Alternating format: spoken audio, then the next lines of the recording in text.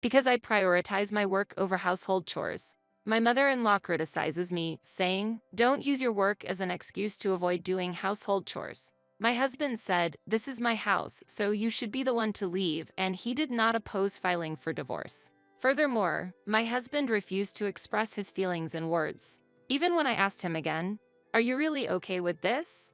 he did not give me a satisfactory answer. I believed I was supporting my husband. My name is Emma Adams, and I am 35 years old. I work for an IT company. And soon, I will be celebrating my first anniversary with my husband, Jamie, who is 3 years younger than me and a colleague at work. We met through our common friend. Initially, I was not interested in younger men, but I was drawn to Jamie because he made an effort for me, and I decided to date him. It did not take a year from dating to marriage, and I felt very happy knowing how deeply he thought of me. After marriage, at Jamie's request, we started a new life in a newly built condominium in New York City.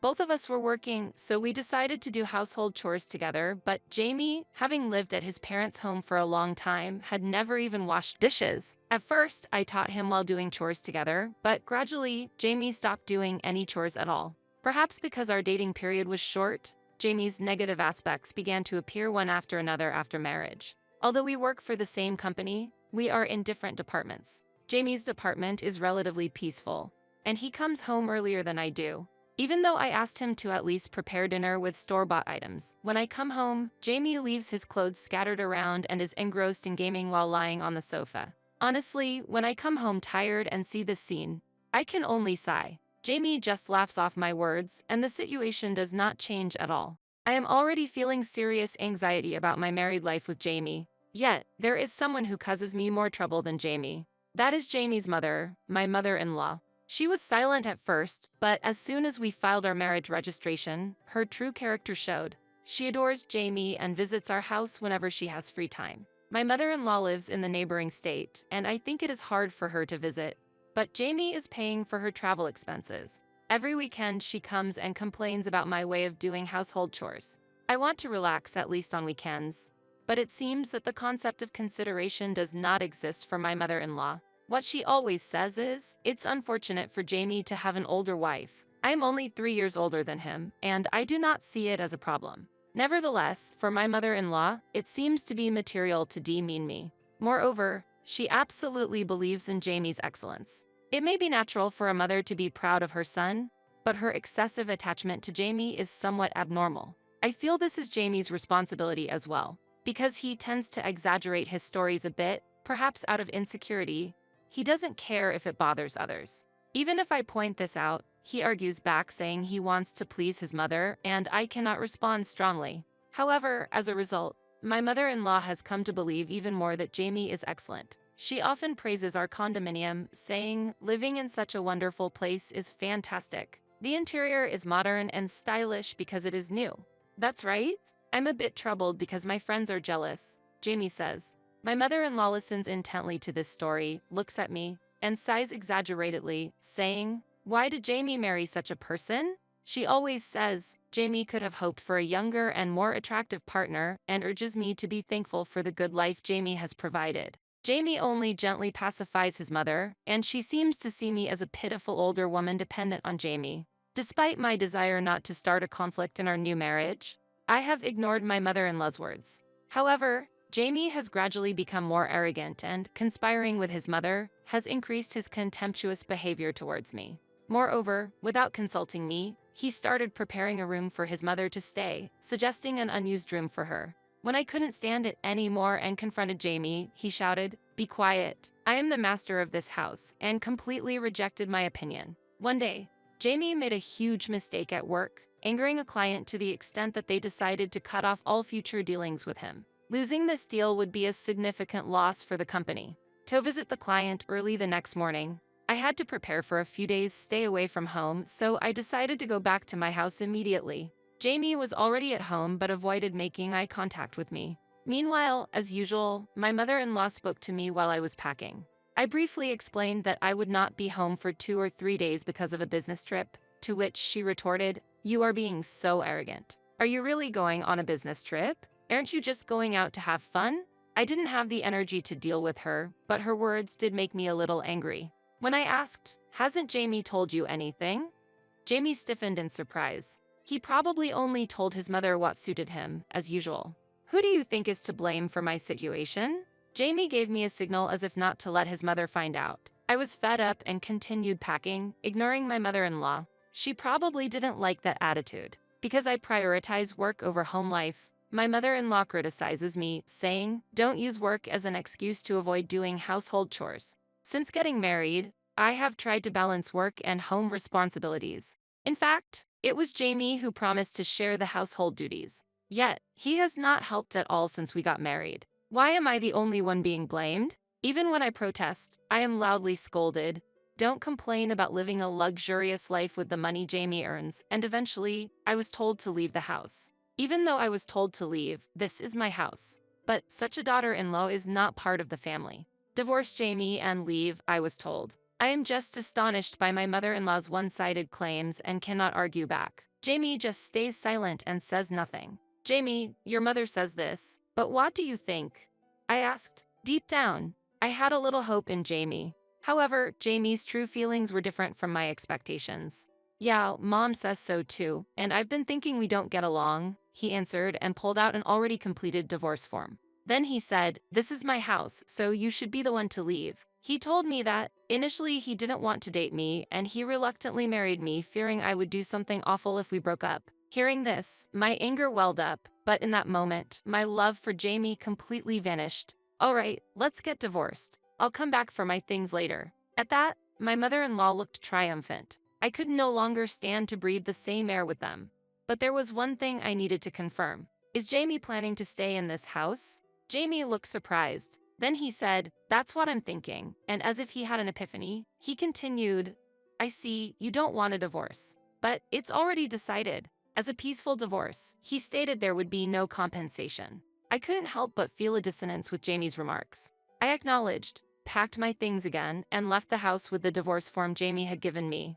The next day, I filed the divorce papers at my business trip location and reported it to Jamie via email, to which he replied, "Understood, keep up the good work." While reading that message, I was already considering other matters.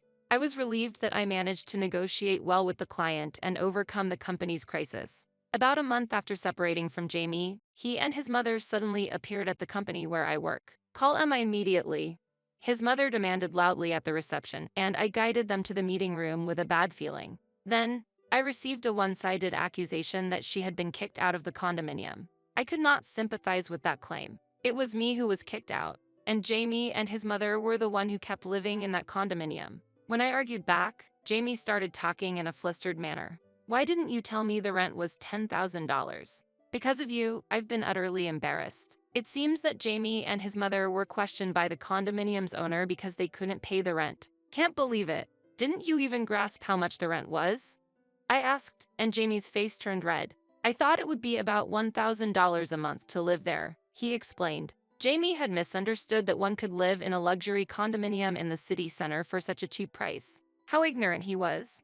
It seems he hadn't even tried to do a little research, which would have made this clear immediately. Maybe he finally understood why he was so envied. However, unable to escape the sense of superiority he had gained and not wanting to be driven out of the condominium, Jamie demanded, "Even though we're divorced, we're still husband and wife, so you should continue to pay the rent." I couldn't comprehend what he was saying and let out a strange sound. His mother also, as if supporting Jamie's claim, said, "Yes, spouses support each other. Since Jamie is in trouble, you should help him. Once divorced, we are complete strangers. Their future has nothing to do with me. His mother has her own home where she originally lived, so she should return there." However, thinking she could live with her son, she had already given up her house. Jamie argued, "If I can't live there, I won't be able to brag to others," and lamented that he would be pitied for being laughed at. "That's why you should earn your own money and pay the rent," I responded, but it was useless to explain anything to Jamie. It's truly troublesome that he would even come to my workplace. I was surprised to hear, "Emma, isn't your salary a bit higher than Jamie's? You should have just said so," his mother said dismissively. At his mother's "a bit," I couldn't hold back and burst out laughing. Even now, Jamie was still putting on airs to his mother. As I laughed, his mother became angry. However, I ignored her and told the truth. "It's not just a little. My income is dozens of times higher than Jamie's. His mother seemed utterly unable to comprehend what I was saying. For her, it was an unexpected story, and she scoffed at me as if I was foolish. She couldn't imagine that her precious son, whom she had praised so much, earned less than me. During our marriage, I paid for most of our living expenses, but I thought it might hurt Jamie's pride to speak the truth, so I used to nod along with Jamie and let his mother's words pass. However, one should be able to realize that it's unrealistic to live in a condominium that costs $10,000 a month if they thought about it a bit. Yet his mother refused to believe anything I said. Mom, it seems Emma is regretting things too. Maybe we can start over? Jamie proposed to his mother. She said, well, pretending to think a bit, and then stated that she would be willing to return if I continued to pay the condominium's rent as before. It appears they really want to live in that condominium. Realizing that he would have to cover his mother's expenses as well because I had been paying most of the living costs, Jamie probably felt I was just a wallet to them. Exhausted by their blatantly obvious intentions, I took a moment before telling Jamie that I needed to speak with him. Jamie looked eerily pleased, as if imagining what was about to happen. Then, I handed him a piece of paper. The document was marked Contract Termination Notice. Both Jamie and his mother were shocked, their eyes wide. I completely ignored them and informed them that the contract would be terminated this month. Jamie turned pale, trembling as he stared at the document. Termination of the contract? What are you talking about? You don't have that authority. His mother screamed incredulously. Why? Because I am actually the president of the company. His mother lost her words, realizing the truth. Before we got married, I had heard that Jamie was working at a large corporation, but after we got married, it became clear that he was actually a temporary employee. And since his contract was ending at the end of that month, I decided to bring him into my company. Fortunately, my company was busy and in need of help. Jamie, who liked to boast, had told his mother that he was scouted by my current company. He didn't want to disappoint his mother and asked me to keep it a secret that I was the president and that he was working at my company. I also wanted to avoid any trouble, so I went along with his story and didn't respond to anything his mother said. Since we started working together, I kept our marital relationship a secret at the company to avoid mixing personal and professional life. Therefore, only a few people in the company knew that Jamie was my husband. However, his work performance was poor, and I was constantly dealing with complaints from colleagues. Despite his tasks not being particularly complicated, he frequently made mistakes and often arrived late or was absent without notice. Since we commute separately, even as a cohabitant, I hadn't noticed this. However, despite being severely reprimanded by a superior for a recent mistake, Jamie incredulously resisted and showed no signs of remorse, insisting he was not at fault. Certainly, I could understand Jamie's attitude if the fault lay with someone else, but in this case, it was clearly his own fault. From the beginning, I had hired Jamie not as a permanent employee, but on a renewable contract basis. This policy was applied equally to all employees, and I could not make an exception just for Jamie. He had his grievances but followed the company's policies. Now, as the time for contract renewal approached, it presented a perfect opportunity to terminate his contract. Upon learning this truth, his mother was shocked, and Jamie was sweating bullets, lost for words. His mother had accused me of being a liar, but when I showed her my business card, she finally acknowledged that I was indeed an entrepreneur. Thinking there was nothing more to discuss with them, I urged them to leave the room. You are suitable as my daughter-in-law, his mother suddenly declared, straightening her back and looking me in the eye. I was taken aback and lost for words. When I questioned her, she said there was no objection to me being an excellent president and a spouse for her outstanding son. She revealed that her interference was meant to test my character and that she had accepted me from the beginning. I was completely dumbfounded by this sudden change in her attitude, and rather than feeling upset, I found it refreshing. Jamie agreed with his mother's opinion and tried to persuade me not to be so stubborn. He had interpreted my decision to terminate the contract as a way to get his attention. Moreover, while they wanted me to continue working, they started planning for Jamie to take over the household chores. I was completely astounded by the leap in their conversation. When I stated that I was not interested in repairing our relationship, "What are you talking about? What's wrong with Jamie?" she retorted. Had she forgotten that Jamie had lost his job? Moreover, it was clear that being with Jamie would only lead to difficulties. For me, the relationship with Jamie was nothing but a disadvantage, and I no longer felt any attraction towards him. I wondered how to make them understand. If I had to force them out, there was a risk they might cause trouble at the company again. While I was pondering, "Why do you need to think so much?" I'm saying we will forgive you. His mother couldn't help but make an even more outrageous statement. As I sighed and argued back that I was not in a position to beg for forgiveness, Jamie furiously shouted, "Filing for divorce on your own is against the law." However, it was Jamie himself who had initiated the divorce, and it was done with mutual consent. His selfishness was astounding. "I'm fed up. I don't want to have anything to do with you anymore," I stated clearly. "Even if we become unhappy, you don't care?" They counted. "I don't," I affirmed, and they started breaking things in the room while calling me a demon. At that moment, a security guard, noticing the loud noise, rushed in and they were expelled from the room. The situation had deteriorated significantly, and eventually, we had to call the police, and they were taken away for causing a disturbance. Since then, we have communicated only through lawyers, and I have not seen them since. After losing their jobs and home, they decided to move to the countryside to live with a distant relative. However, Jamie struggled to find a job, and the job he finally got involved mostly manual labor, which he found difficult. I received a call from his mother just once, asking for a division of property due to financial difficulties. But as my marriage to Jamie lasted less than a year, there was effectively no shared property to speak of. Even after explaining this, his mother did not understand and kept asking for help repeatedly, but I warned her that if there were any further nuisances, I would counterclaim for damages. After that, the contacts ceased. Through these series of events, I have deeply reflected on my poor judgment in men. I must admit that I have always been drawn to inappropriate partners. Yet, I still harbored a glimmer of hope for Jamie. Perhaps he had been eyeing my financial status from the beginning, but I hadn't realized even that fact. I have decided to keep my distance from men for a while and have chosen to adopt a cat in my new home. I had previously given up on having a cat due to his mother's allergies, but now I no longer need to restrain myself. I have resolved to live a life just for myself from now on.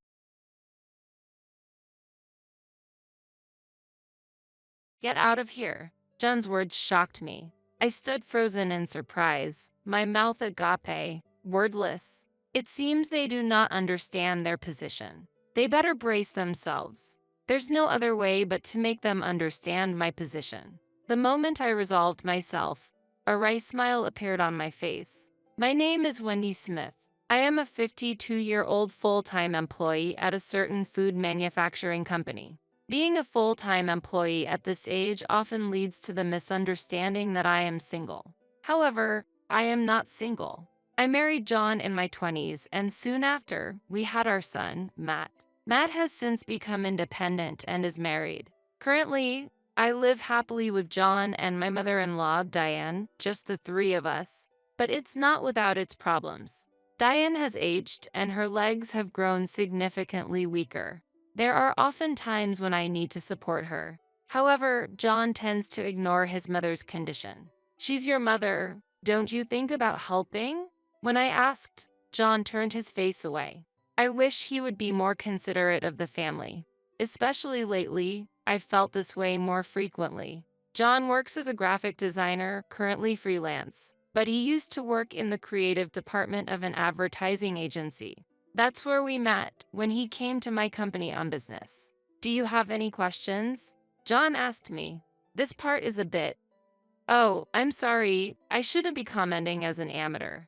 No, advertising isn't just for professionals. Your opinion is valuable," John kindly replied. He was a warm-hearted person. That was my first impression of John. After some business interactions, John proposed we start dating, which, needless to say, led to marriage. However, about 10 years after our marriage, John mentioned he wanted to quit his job and start his own business. "Can you really make a living on your own?" I continued working after our marriage, so we had a comfortable life. But our son, Matt, was already in upper elementary school at this time. While there were no issues currently, we anticipated future expenses like tutoring. Plus, we had to consider the possibility of neither John or I being able to work in the future. For these reasons, I couldn't agree with John giving up his stable situation. This led me to question him. "I can still get work from my current workplace, so don't worry. You work from home too, right?" "How? Work from home? You used to go to the office, but now you work from home, right?" Indeed, I had transitioned to telework after getting married, primarily to ensure I had time at home and to prioritize household chores. There was a vacancy for the company's online store operations, which suited me perfectly. Thus, I decided to continue teleworking. However, John seemed to misunderstand that I had quit my job to do a side business at home. That's not a side business. It's just my job being done from home. No need to exaggerate. Whether it's a side job or not, it's still proper work. No matter how many times I explained, John wouldn't accept it. As a result, our conversation ended without resolving his misunderstanding. We had several discussions afterwards, but John never changed his stance.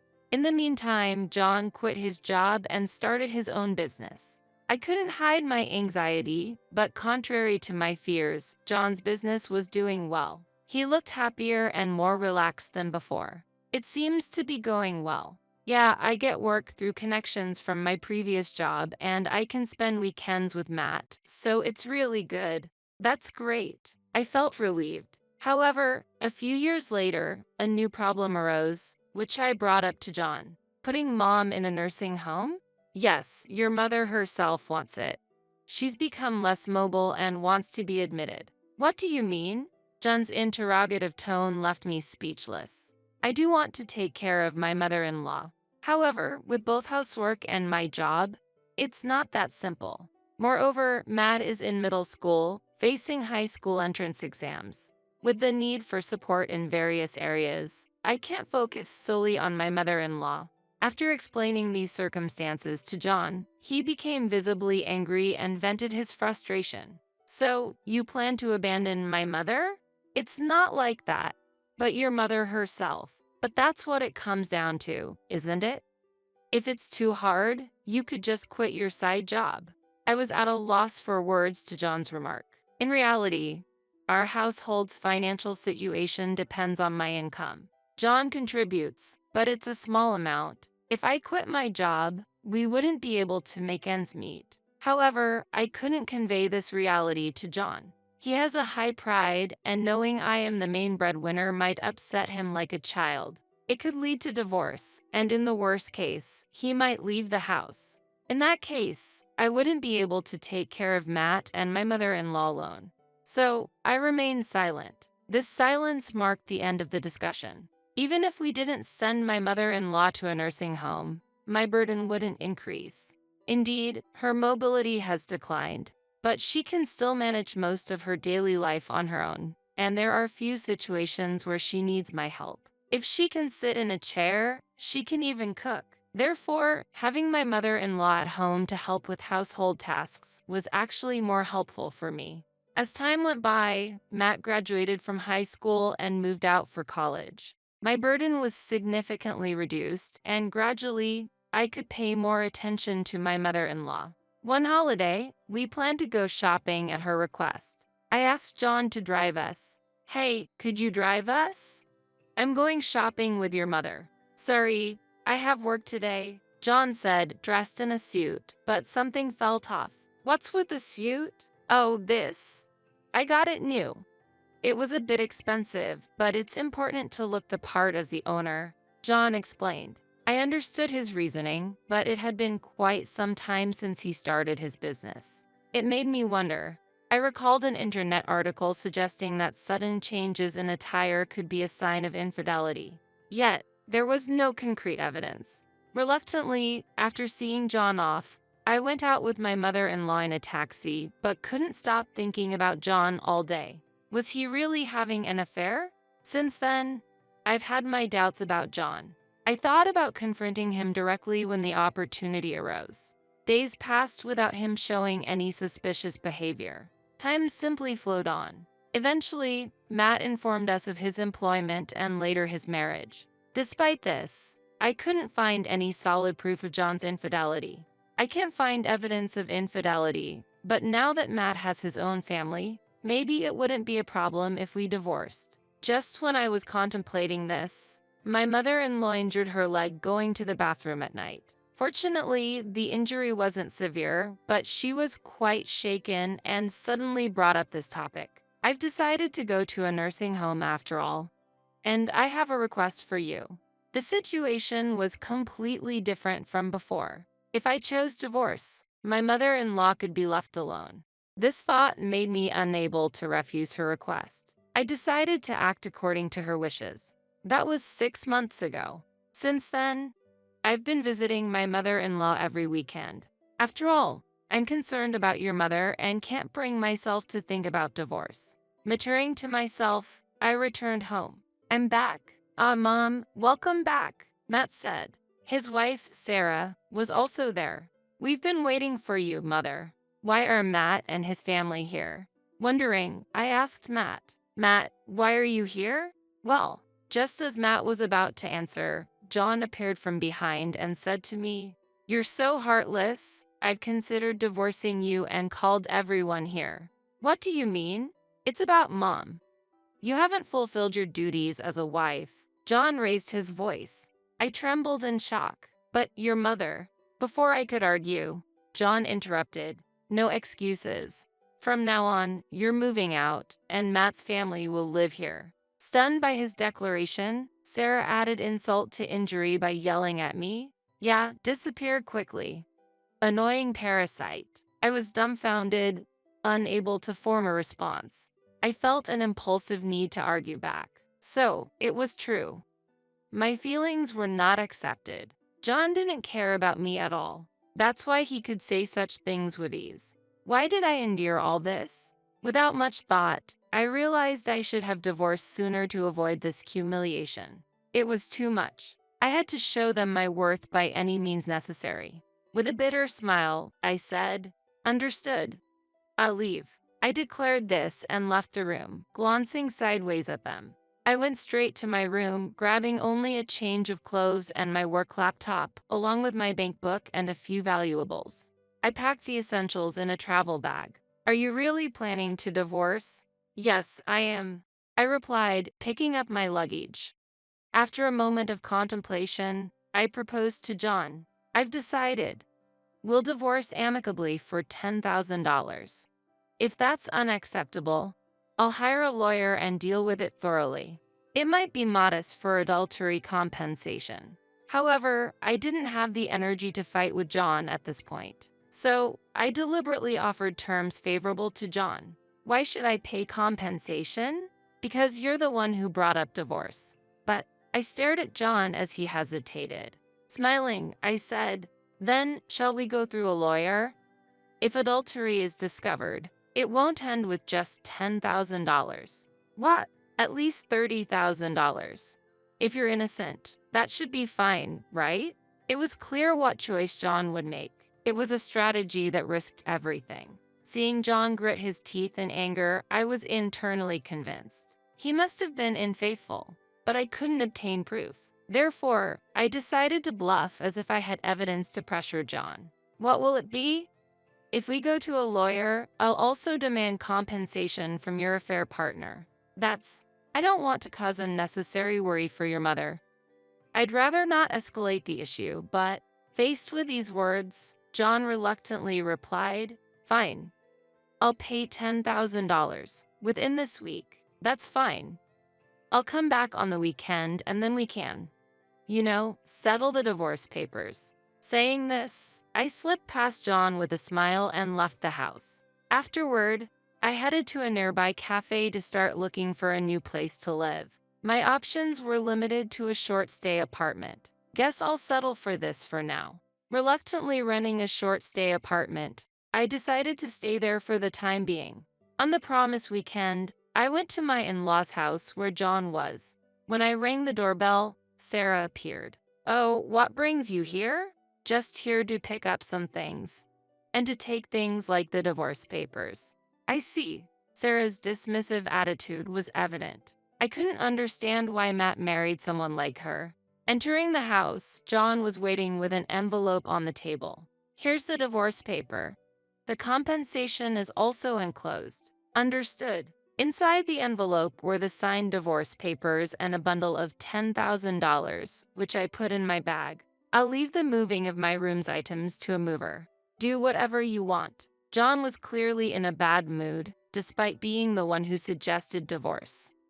I couldn't understand why he was dissatisfied. Shaking my head, I proceeded with the moving preparations. When all was done, I handed John a bank book. This is the account book for depositing living expenses. Uh, I've been doing it until now, but from now on, please make sure to deposit it directly. I get it. John almost snatched the bank book from my hands, acting like a child. I sighed internally and headed to where Matt and Sarah were in the living room. I have something to tell you. I don't have anything to say to you, though. Here, take this. When I took out the bank book, Sarah's attitude changed instantly. What? Are you giving us money? No, that's not it. This is the account book for living expenses. Oh, is that so? Sarah's disappointment was palpable. Matt will deposit the living expenses there for you to use. So tedious. Annoying. Sarah muttered under her breath. Pretending not to hear, I told her, the management of living expenses for John and the rest of the family will now be your responsibility. Understand? Yes, I got it. Sarah responded without much enthusiasm. I left there with a sigh. After handing over the account book for living expenses and obtaining the divorce papers, my connection with John and his family was severed. I felt a sense of relief. A few days after that exchange, while I was working in my room, my smartphone rang unexpectedly. Who could it be? At such a busy time. I sighed and checked the screen to see it was Matt calling. Isn't it his work hours? It was just past 10 a.m. There was still time until lunch break, so it might be an emergency. With that thought, I pressed the answer button. Hello, Matt? Is something wrong? Hey, Mom, where are you? I'm at home. What's up? I asked, only to be met with an unexpectedly loud response from Matt. The account is empty. What's going on? Surprised by the volume, I momentarily pulled the phone away from my ear. Putting it back, I asked, are you talking about the account I set up for living expenses? Obviously. Why is the account empty? We can't make ends meet like this. Indeed, that was the case. I deliberately left the account empty. The contents were from my income, and I felt no obligation to leave anything for them. Thinking this, I asked Matt, haven't you deposited any living expenses yet? Matt struggled to find words in response. Something was off. What was happening? I asked again for confirmation. So, you haven't deposited any living expenses, have you? That's right. I thought you would take care of it. Why would you think that? We no longer share the same life, I pointed out. Matt fell silent at my words. I continued, I should have made it clear to Sarah as well. You were supposed to deposit money for your own living expenses. You did say that, but what's so difficult about contributing your earnings to the family? At that moment, Matt whispered, I got laid off. What? Say that again? I lost my job. I have no salary. I raised my voice. What? You got fired? That's right. The truth is, he started explaining why he had returned home. Matt spoke about the events that led to his return home just before it happened. He had made a significant mistake at work. Normally, a mere mistake wouldn't lead to dismissal. However, it seemed Matt tried to blame his subordinate for the failure. Revealing the mistake would mean losing a chance for promotion and facing a salary cut, a blow to his pride. Driven by selfish motives, he attempted to shift the blame. But his actions were quickly discovered, leading to his inevitable resignation. What about severance pay or unemployment benefits? Can't you live off those? There's nothing left. I've used it all up. After losing his job, Matt had been dipping into his savings to scrape by. He mentioned that living on unemployment benefits made life easier than expected. He should have found a new job during that period. But Matt took no action, overconfident in his abilities. Believing he could find a job anytime, he spent his days playing around with Sarah instead. By the time he seriously started looking for a job, he was rejected everywhere. In this dire situation, John's offer to move in came. I was planning to live off Dad's money. But upon arriving, Dad firmly said he had no money. That's unfortunate.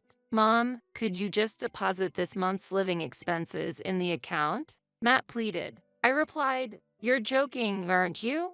This is not joke. I'm serious." "Well, if this is not a joke, it's payback then. You all kicked me out, remember?" My firm words silenced Matt for a moment. However, he quickly retorted, "It was Sarah and Dad who kicked you out.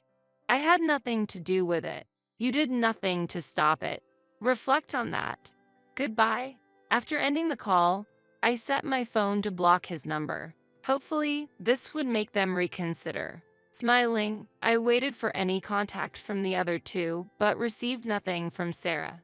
About a month has passed since my separation from John.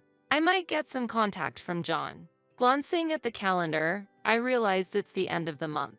Perhaps I might hear from him today. Holding on to that expectation, my smartphone alerted me to a new email. It's here. The sender was John calling for a gathering. Fortunately, it was Sunday, and I had no plans. With anticipation, I headed to the designated meeting place, guessing what John might propose. I was curious about how he would react when he knew everything. Upon arriving at the designated cafe, John was already there. "Sorry for being late." I greeted him with a smile and took a seat opposite him. Next to him sat Sarah. She looked displeased as I examined her. "Don't stare at me like that." "Sorry, but what's the reason for all of us to be here?" "It's about an important discussion related to our household's financial situation." Sarah frowned and was clearly upset. "That's bound to be the reason, I suppose." I thought to myself, looking at John. He started to speak hesitantly. "Actually, we got a call from the real estate management company." "Do you know anything about it?" "Real estate management company? What about them?" As I posed the question, Sarah looked at me angrily. Pointing at me, she raised her voice. "You must know something. Be honest, even if you say that." I pretended to be confused. John leaned forward. "The real estate company mentioned something about rent, but we own our house." "That's true."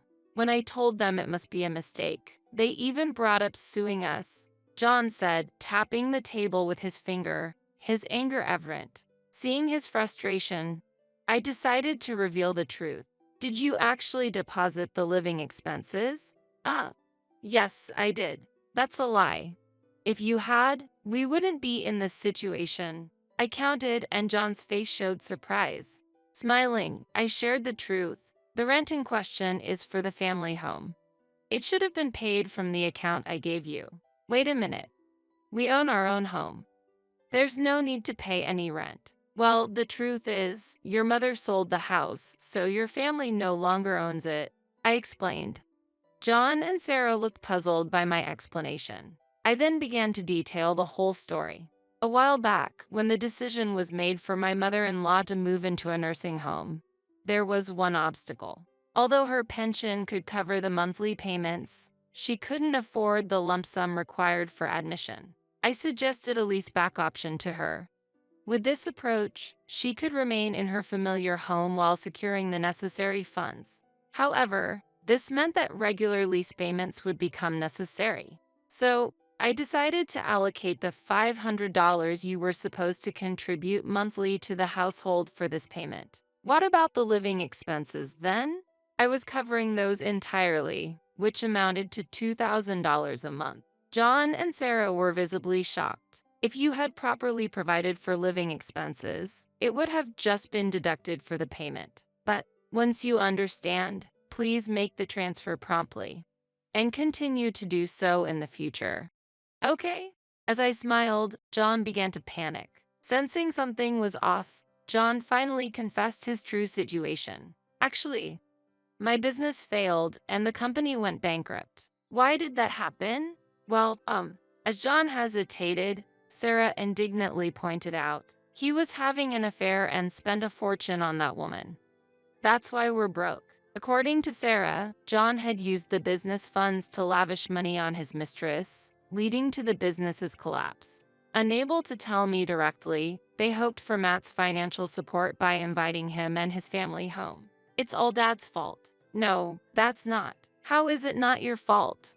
"Pushing your responsibility onto others. You and your son are the same." Sarah erupted and an argument ensued. As they began to quarrel, I quietly left the scene. Later on, John and Matt struggled to find reemployment, and with the rent deadline approaching, they reluctantly started working part-time in retail. However, Matt couldn't stand being instructed by younger part-timers and quit. John, mocked for his age in his 50s, lost the will to continue working. Ultimately, they ended up borrowing money from dubious lenders and were forced to work on a fishing boat to repay their debts. Now, they are reportedly working on crab fishing boats in the north. Meanwhile, Sarah, having given up on them, returned to her parents' house temporarily. However, debt collectors visited there too, so she's currently working night shifts. As for myself, I'm enjoying living alone, occasionally visiting my mother-in-law in the nursing home, and leading a fulfilling life. My mother-in-law sometimes asks about remarriage, but I'm not in that mindset yet. However, there's someone at the nursing home who has caught my attention. It seems my mother-in-law has noticed too, but for now, I wish to just watch how things unfold.